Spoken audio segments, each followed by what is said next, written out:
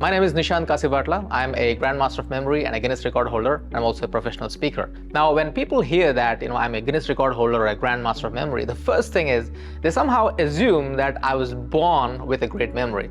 Which is kind of, it's normal that people would assume that. But the thing is, I was born with a terrible memory. In fact, when I was in primary school, I almost failed the end of the year examinations. So I knew that I had to do something to improve my memory. And of course, what I did was I started something really small. I started memorizing 5-digit numbers just to, exercise my brain. And I started memorizing 10 digits, 15 digits, and then I came to know that there's something called as the Indian Book of Records. And if you're watching from India, or if you are from India, probably you heard about the Limca Book of Records. So I saw that there's a guy who memorized 1,000-digit numbers. And I'm thinking, holy cow, how is it even possible? Because I could not even memorize 100 digits. So that was kind of a starting point for me. So I kind of pushed myself, and with a lot of practice, with a lot of dedication, with a lot of exercises, and I actually broke that. And then I continued my journey, went to the World Memory Championships, became a Grandmaster of Memory, and then much later broke a Guinness record. And a lot of people ask me, hey, is it something that you're born with or something that you trained for? And I said, I trained for this. They said, okay, can you teach it to us? So that's how the teaching part really started. And my workshops or my keynotes or my courses or my YouTube channel. So this is my way of showing my journey. I went from an absolute lousy memory to breaking the Guinness record. And here's a very important message. If I can do it, probably you can do it too. But the reason I say probably is because I don't know what kind of dedication you'll have. I don't know what kind of practice you're going to do. But if you use the right techniques, if you use the right amount of dedication, and if you're committed about it, absolutely, you could be starting with absolute zero confidence about your memory. But in a couple of months, if you use the right techniques, you can definitely be much better. Maybe, I don't know, you can even be a Grandmaster of Memory, just like the way I did. So that's in a nutshell, my story. See, many times, a lot of people, they struggle with retention when they're reading. And pretty much it happens because they might be ignoring some fundamental principles, the way I call them. And let me just give you some of them here. So I see reading, especially since we're talking about retention for reading, I see reading as a multi-step process. Reading is not like, you open the book, you read it, you close the book, and then boom, yeah, I've learned it. Now that's not the way it works. But unfortunately, a lot of people really do that. So what is the multi-step process I'm talking about? The first thing is pre-reading. Before you begin the process of reading, you must do something which I call it as pre-reading. Now, what that means is you just quickly browse through what is the information that you're about to read. Now, the objective of the pre-reading is not really to understand anything or even to remember anything. It's just kind of, setting you in the mood of reading, kind of gauge the difficulty of the material. So get yourself familiarized with the concept of what is it that you're about to read. So just that maybe 2 or 3 or maybe 4 minutes, depending on how much amount of information that you're reading for that session, that actually gives you a huge advantage over people who just boom, jump into reading. So that's the first step, which is pre-reading. Do not ignore that.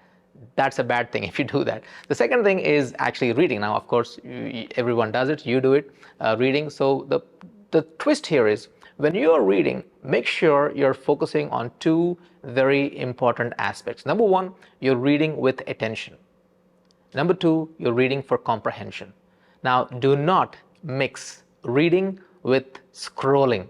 And that's what happens a lot of time these days. You're reading and then you have your phone nearby, and then once you pick up the phone, you start scrolling. It could be Instagram, it could be YouTube, doesn't really matter what it is. But the thing is, when you're not focusing, you're messing up big time on retention. You can't really retain the information. So you pay attention and you read with an intention to comprehend. That's what reading is. And here comes one of the most important concepts: what you do after reading. Now, reading is not just read and then stop with it. You need to do what I call as post-reading. So after you read, pause and ask yourself, okay, what is it that I've learned today? Give some work to your brain, because if you don't test yourself, then it's very likely that you might forget the information pretty soon. When I say pretty soon, it could be an hour after you read. So get into the habit of recalling what is it that you've learned. So when you combine pre-reading with reading with post-reading, I mean, you're really covering some of the fundamental principles of reading, and that'll actually set you an advantage over others who don't use this or use all these steps actually. Okay, so let's talk about the importance of focus, importance of concentration while reading. Now, I see memory as a three-step process, and I call them the 3 R's of memory. The first R is registration. Now, registration is the process of storing information into your brain. So when you're reading, you're storing information into your brain. That's the first R. The second R is retention. Retention is how long can you hold the information in your brain. And of course, the third R is recall. Recall is your ability to bring out the information when you need it. Now, here's how focus is absolutely critical for the 3 R's. Because number one, if you don't focus, you can't register well. If you don't register well, you can't retain well. And if you can't retain well, you can't recall well. So if you want to improve your recall, you have to focus right from the start. So that's how important focus is. So don't take it for granted, work for it, and make sure you focus. That's going to be highly rewarding for you in the process of not only memory, but generally in your life as well. So one of the simple, especially when it comes to reading, one of the very simple things is just before you begin the process of reading, ask yourself a very simple question. And the question is this: am I in the right place for reading right now? In other words, is the place that I'm reading right now conducive for reading for the next 15 minutes, for the next 30 minutes, or for the next 1 hour? So just asking that question will make sure that you clean up your room a little bit, or maybe take away the distracting elements in your room, or maybe you want to shut the door or do something. Just ask yourself, is this the right environment for reading? And that alone will actually help you to make sure that the reading session will go with less distraction, or maybe you'll come to a time where you'll have absolutely zero distractions. One of the other things that you might want to really pay attention is changing the way you read when you approach different kinds of material. It's not like one technique for all. Let's say, for example, you're reading textbooks compared to reading a novel or compared to reading a technical document. So yeah, your reading style has to definitely change. You can't be using one technique for all. And the reason is because all these different documents are written in different manners. So let's take, for example, textbooks. For textbooks, the absolute critical thing you should be really doing is pre-reading, like I already talked about. Pre-reading is a very important concept. Let's say, for example, you have a textbook that is 300 pages. Now, a lot of times what happens is people open the textbook, they read the first chapter, and then they read the second chapter, then they read the third chapter. Now, my suggestion is spend 1 hour and you try to do pre-reading for the whole textbook. Now, what you mean by that is, look at the chapters and go into each chapter even before you begin the year. Read the first chapter, read the important elements of that, just browse through it, go to the next chapter. Now again, if you don't understand anything, that's okay. If you don't remember anything, that's okay. The objective of this is to see what is the scope of the whole textbook and how each chapter is linked with the next chapter, because that understanding will actually help you to have better memory, better comprehension later on when you actually get into the reading. So that's about textbooks. The second thing is, let's say novels, for example. Now for novels, definitely don't do pre-reading, because that's going to kill the joy. You don't want to pre-read and know the plot beforehand. So for novels, I think probably the best technique is find yourself in a place where you can really chill, relax, enjoy the process of reading. That's all I can say for novels. Now, when it comes to technical documents, now that's a little bit of complicated stuff, because most probably you're reading something for the first time in your life. So you really don't have much knowledge about that information. So for reading technical documents, one of the techniques that I talk about is you read the first component or the first unit or the first section of that, pause and ask yourself, okay, if I were to rephrase this in my own words, how would that look like? So finishing one section, asking yourself, how can I rephrase it in my own words, actually helps you to look at the document in a much better fashion. So again, you need to change the way you read for different types of information, and also it also depends on the objective. Now, are you reading just to gain understanding, or are you reading for examinations? So it also depends on how much focus, how much attention, how much testing you need to do yourself to make sure you pass that objective that you have in front of you. When it comes to improving a memory, one of the other important aspects that you should keep in mind is the importance of visualization. Whether you're reading or whether you're simply remembering, doesn't really matter. Visualization plays a very important role. So let me ask you a question. Go back to your school days. Do you really remember everything you learned from your school? Probably the answer is no, it's impossible, right? But probably you remember one or two concepts where your teacher helped you to visualize. For example, in my own life, I still remember the way my teacher explained the concept of, every action has an equal and opposite reaction. Now, that's just a phrase. It doesn't mean anything for a young child who's learning that concept for the first time. But my teacher explained the concept with the help of a rocket. The rocket going up, there's thrust of the engine, so every action has equal and opposite reaction. And just like that, not only I understood everything, but I remember that for the rest of my life. So again, in your life, you might have remembered some concepts simply because your teacher or any person who helped you to learn helped you to visualize that. So that's also probably why you've heard this thing before, right? A picture is worth 1,000 words. So why do you say that? Why do we say that? Because whatever you see in a picture format, your brain tends to remember that information for a long time. Now, how do we use this in reading? Now, this is a tricky thing because it also depends on what kind of information that you're reading. If you're reading things that are easy to visualize, let's say a simple example, let's say I'm talking about photosynthesis. In photosynthesis, you have the leaves, you have the sun, you have the roots. All of these things are pretty easy to visualize. So when you're reading, don't just read it like, just a drab text. No, visualize, the sun rays falling on the leaves and the water is going into the roots. Just try to visualize that. That will actually help you to remember better. Now, what if it's not easy to visualize? So for that, I would suggest that, try to organize the information into a picture format. It could be a flow chart, it could be a mind map, for example, or draw some icons or draw some little pictures to help you visualize. So ultimately, whether you end up visualizing or not, the very act, the very effort you put in trying to visualize makes the whole learning process a fun process. So the question you need to ask yourself is, okay, how can I visualize this information? It's okay if you failed answering that question, but asking that question is critical because sometimes we underestimate ourselves. When you ask the question, hey, how can I visualize? Boom, your brain might supply an answer for that. So yeah, try asking that question. When it comes to reading, I think one of the very important element that many people are worried about, whether I'm doing right or wrong, is the concept of note-taking.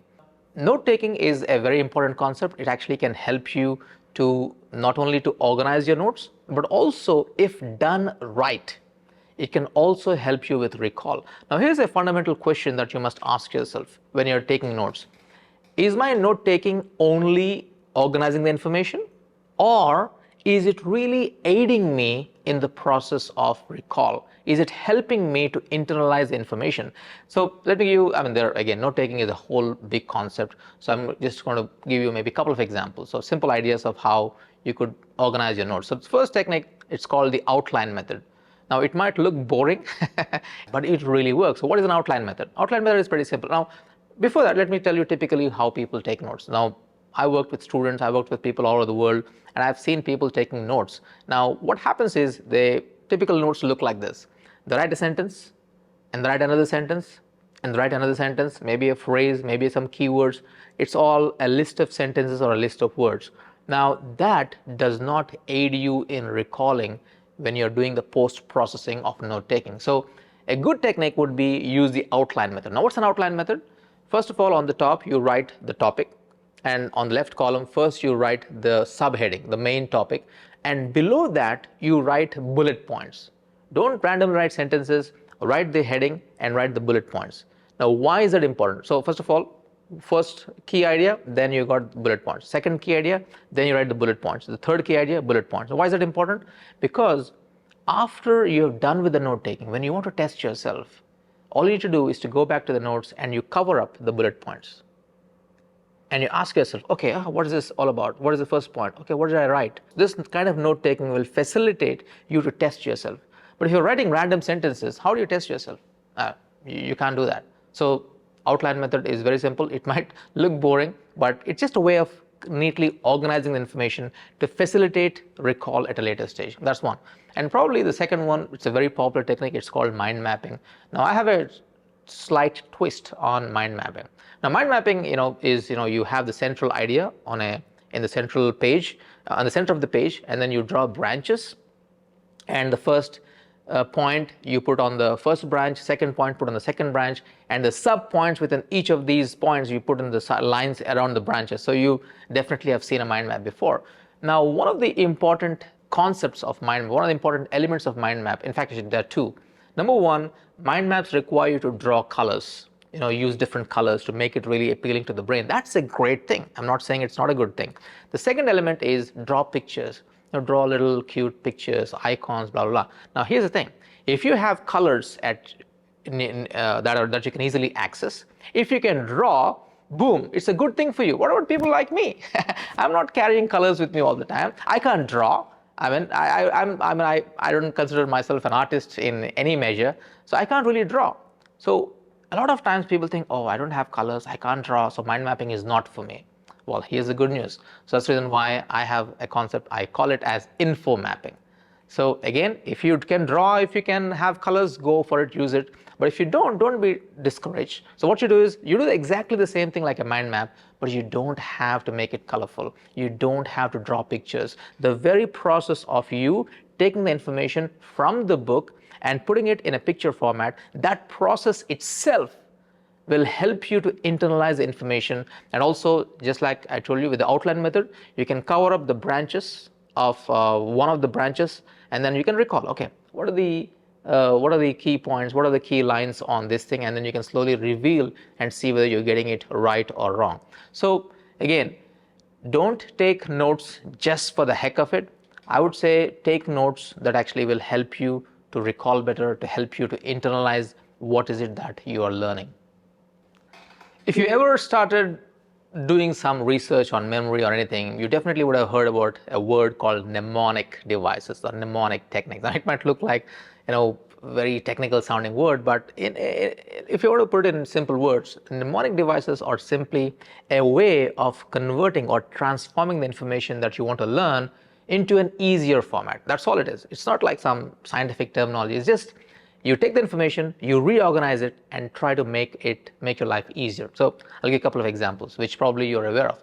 So how do you remember the colors of the rainbow? Most people, they remember Roy G. Biv. So what do? You take out the first letters of all the colors. So the red is the first color, so you take out the R, and you take out indigo. The first letter is orange is the next one. So O. So Roy G. Biv. That's how you remember. So you have the information, you take out the first letters, now you have just one small thing to worry about. Now for those of my friends watching from India, Pakistan, Nepal, Bangladesh, you definitely have remembered the colors of the rainbow in the other order. Now we don't know what the heck Roy G. Biv is, we remember it by Vibgyor. Now what is Vibgyor? No one knows, but we learn it from violet, indigo, all the way to red. Doesn't really matter, but the point here is, it's organizing the information. That's one example. And the other example is, when you are learning, the mathematical expression. How do you solve a mathematical expression? Probably you've heard about PEMDAS or BODMAS. So depending on which part of the world you studied. So the same thing. B is brackets, O is operators, D is division, M is multiplication, or PEMDAS would be P is parenthesis, E is exponents. So it's the same thing. You take out the first letters and you try to reorganize that. Or you could take the help of rhyme. Now, I don't know if you've heard this, but if you want to remember which of the months in the calendar have 30 days and which has 31, we know February is an exception here. So you probably heard about this rhyme. 30 days had September, April, June, and November. Now, that's how I learned it. That's how my dad taught me. That's what a lot of people in the world remember, which months have 30. Now again, you take the information, you reorganize it, and make your life easy. So how can you use it? Since there's no one technique for mnemonics. It's basically you look at the information that you have in front of you and ask yourself, okay, can I visualize it? Can I use the first letters? Can I use the power of rhyme? Or can I use visualization? For example, let me give you an example of visualization as a mnemonic device. So let's say you want to remember the capital of Cuba is Havana. How do you learn that? So you can convert the information into pictures. So for example, Cuba, I would think of, because Cuba itself doesn't have a picture for me. So I think Cuba as a cube. It could be Rubik's Cube or some other cube. Havana, I think of the word heaven. And you could think of something else, like if you know another word, another language, and Havana has a different meaning in your language, yeah, you take that. So we have Cuba and we have Havana. So Cuba is cube, Havana is heaven. You just have to link them together in a fun way. For example, one of the ways I learned it was I'm solving Rubik's Cube, and suddenly I solved it, and I felt I was in heaven. So that's it. So when you think of what's the capital of Cuba, you think of the Rubik's Cube, and then you solve it, you're in heaven or Havana. So these are some of the examples. And the interesting thing is you'll have fun while doing it. So definitely give it a try and see if you can reorganize it and make it easy for you with the help of rhyme, with the help of first letters, with the help of visualization, with the help of association, or what have you. Doesn't really matter. So make your life easier by doing this kind of rearrangement. So one of the questions that I get is, can you use the mnemonics for remembering people's names? Yeah, absolutely. It definitely does, especially, the rhyming, like the Cuba Havana technique I talked about. A lot of times, people from India, they can easily remember my name, Nishant. It's because it's a common Indian name. But if I'm in a different part of the world, so they've not heard this word. So the way I tell them is, my name is Nishant, sounds like Nissan, the car Nissan. Now again, yeah, of course, Nishant and Nissan, they're not exactly sounding similar. It's just a way to trigger the actual word and also makes your life a little bit easier. So in fact, not only names, you can also use this for technical jargon. Anything that when you're reading something, you come across something that you have not heard before, that you have not known before. It could be name of a word, name of a person, name of a concept. You can see, can I visualize that? And just by using that, for example, when I was learning how to speak English, one of the first things I learned was to focus on vocabulary, focus on actually speaking the English language with someone who's better than me. So vocabulary English, just like the way I did Cuba with Havana, you can replace Cuba with one English word and Havana with the meaning. You can link them up as well. So yeah, this has multiple uses, not just for reading, but also whenever you want to learn something, you can use mnemonics. When it comes to reading, a lot of times, probably they read something about speed reading and stuff like that online, and they get excited. Oh, I want to read faster. I'm reading too slow. So can I make my life better? Should I read speed or not? Now, that's a good question. And of course, reading faster will save you time, will save you energy. But the thing is, this is my take on speed reading. The order of importance is this. Number one, you work on focus. Number two, you work on comprehension. Only then worry about speed, because your speed should not affect your comprehension. Now, what's the point? I can read 10,000 words per minute, and then you ask me, what do you learn? I said, I learned something. That's not going to really help you that much, right? So your reading has to aid your comprehension. So that means you need to really adjust your reading speed. So again, it can't be too slow, because sometimes if you're reading really slow, that itself can get you distracted. Right? And sometimes you're reading too fast, you really mess up with your comprehension. So don't worry too much, even though I teach speed reading, I know I have courses on that, but that's not the one you should be focusing on. If you're struggling with retention, if you're struggling with focus, comprehension, first focus on that. And once you do that, once you have logged that in, then the next aim is reading faster. So that comes later. If you've been struggling with retention, especially when it's while reading or otherwise, there are actually some daily habits that you can incorporate to make your life easy. Now again, this is what I do, and I highly encourage you to do the same thing too. And the very first thing, especially when it comes to retention, when it comes to reading, is the first habit that you want to incorporate, I would say, is get into the habit of reading. Because unfortunately, ever since we have the smartphones and all the digital revolution, a lot of times people are not really reading that much. One of the biggest things that I see, which is really detrimental to your whole process of comprehension and learning and reading, is people look at an article online and then they say, oh, it's a very long article. I don't think if I have the time to do it, so let me just bookmark it. And then you bookmark it, and then you just forget about all the bookmarks. Or you're reading something, but you're stopping. Like I know a lot of people say, hey, I bought this book. Is it a good book? Or what book do you recommend? So I recommend some book. They buy the book. And then what happens to the book? That book just becomes a attraction thing on the bookshelf. Now, That reading books, I mean, buying books is not going to help you. Bookmarking the articles is not going to help you. Only thing that really helps you is the process of reading it and all that stuff. So my suggestion is habit number one is make it a habit of reading every day, because people have lost the habit of that. They're not doing it that much. So start with maybe 10 minutes. Every day 10 minutes. I sit in a place where I'll not be disturbed, and I'll read for 10 minutes with real attention, with real comprehension. So let me do that. That's number one. And the other habit is, do not underestimate the importance of pre-reading and post-reading. So one of the other habits that you must definitely incorporate in your reading is not a standalone process. Every time you read, start with a pre-reading, couple of minutes, 3 minutes maybe, and after reading, do with the post-reading, which is trying to recall what is it that you have. And the other habit that you can definitely incorporate in your life is the importance of any kind of meditation or mindfulness practice. Now again, it depends. Again, meditation is a whole new science, and I've got a whole video on that on my channel. So it's a big thing. So I'm not saying use this meditation technique. Just choose anything, because meditation at the core will actually help you to a person who is more aware, who's more attentive, who's more mindful. Now guess what? Where you'll be using all these things? While reading. When you're reading, you have to be conscious, you have to be present. I mean, you'll be conscious, of course, but you have to be present, and you should be with that, in that flow, and meditation can really help you. So couple of, again, quick recall.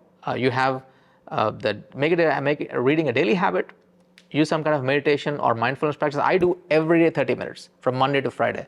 Now that's my practice. I've been doing it for more than 20 years now. So 30 minutes every day I do it. I encourage you to do it as well. And the other thing is post-reading and pre-reading. So these are some of the daily habits. If you do it every day, I can definitely say that even within as little as a week, you will see a huge change in the way you read, in the way you understand, in the way you focus, and in the way you internalize the information and benefit from the reading that you're doing in your life. So definitely go for this. Now I like to leave you with this. Being a memory expert, one of the most important questions I get all the time is, hey, how can I improve my memory? Now, like I said, memory is a 3-step process. You got retention, you got registration, you got retention, and you got recall. So at the starting of all of that, even before you do the registration, the important element is pay attention. In fact, one of the most fundamental memory technique I can give you in your life is this: pay attention. Because that really, it might look very simple, and I know that if you're in school, your teachers must have told you a million times in the class, please pay attention, and they were right. It's just that we are not doing it, especially in today's world with smartphones and all the distractions. We are not paying that much attention. So pay attention. Again, everything that I told you in this series here is actually going to be really helpful for you. And the most important thing I like to tell you is, this is a journey.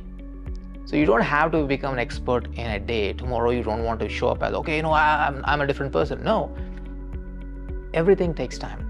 Even the longest journey starts with a single step. So pick one that works for you. Maybe you want to start with pre-reading. Okay, get a hold of that, get used to that, and then make it a habit. Then you slowly add on something else. Maybe let me work on attention, let me work on focus. Then you work on comprehension, then the post-reading, then the note-taking. It's a journey, and slowly when you add new skills to your arsenal, to your toolbox, to your weapon box, whatever you want to call that, so that's going to really help you when you're really reading something with a big object, like reading something because you have to give a presentation, you're reading something because you have to pass an exam. So all these things will help you, and then you can open your toolbox and say, oh, okay, I'm reading a technical document, boom, I'll take this and I'm going to use it. Oh, I'm just reading for fun, okay, you know what, oh, I'll take that tool and I'll do that. So you'll have an awareness and understanding of what tool to use when. But I would say take it as a journey, and most importantly, enjoy the process, because probably you've learned this before. When learning is fun, learning is easy. So don't fret over learning. I know if you're really frustrated about learning, break it down, make it simple, go piece by piece, but definitely aim for having fun, because when you're having fun, you're actually solving most of the issues that people have when it comes to learning, when it comes to recalling, when it comes to memorizing information. If you like to learn more from me, all you need to do is to go to my YouTube channel. There'll be a link down below somewhere. And also I have some courses, online courses that you can take. And also, like I said, I'm a professional speaker. So you can go to my website, remembernishant.com. Hopefully you'll remember that. So remembernishant.com, where, if you want me to recommend your company to speak at your next event, so I'll be more than happy to see how I can help you with that. So it's been great talking to you through this channel, and I hope you really get some valuable insights, and most importantly, action gets results. So any amount of reading, any amount of watching, any amount of listening is not really going to help you that much. So take something, take a little bit, apply it in your life and see the difference. I wish you all the best in your journey.